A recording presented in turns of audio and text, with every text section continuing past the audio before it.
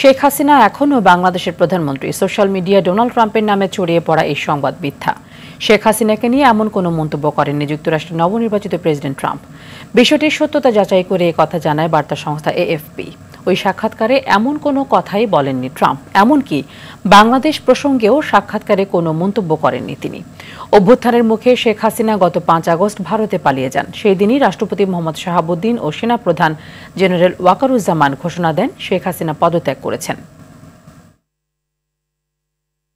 ভুটান বাংলাদেশে জলবিদ্যুৎ রপ্তানি করতে চায় বলে জানিয়েছেন বিএনপির স্থায়ী কমিটির সদস্য আমির খসরু মাহমুদ চৌধুরী। সকালে বিএনপি চেয়ারপারসনের গুলশান কার্যালয়ে ভুটানের রাষ্ট্রদূত রিনচেন কুইনসিলের সঙ্গে সৌজন্য বৈঠক শেষে এই কথা বলেন তিনি।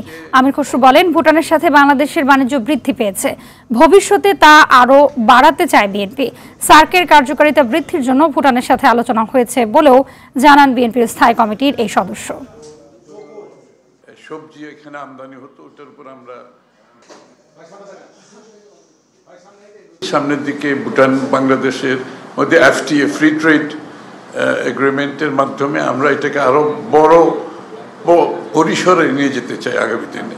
ভুটান থেকে ওনারা প্রস্তাব করেছেন আগামী দিনে হাইড্রো ইলেকট্রিক পাওয়ার বাংলাদেশে রপ্তানি করার সুযোগ আছে, ওনারা সেদিকে নজর দেবেন। আমরাও বলেছি আমরা একসাথে কাজ করার এখানে সুযোগ আছে, কারণ ভুটানের হাইড্রো ইলেকট্রিক পাওয়ারের সক্ষমতা আছে প্রায় 30,000 মেগাওয়াটের মতো।